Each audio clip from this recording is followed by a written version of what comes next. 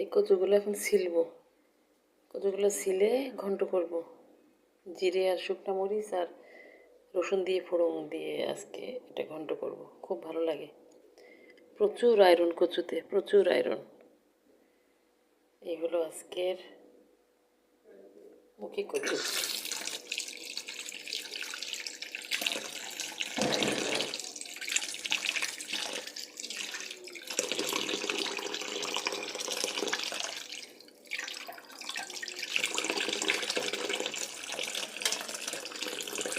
ভালোই লাগবে, খারাপ লাগবে না।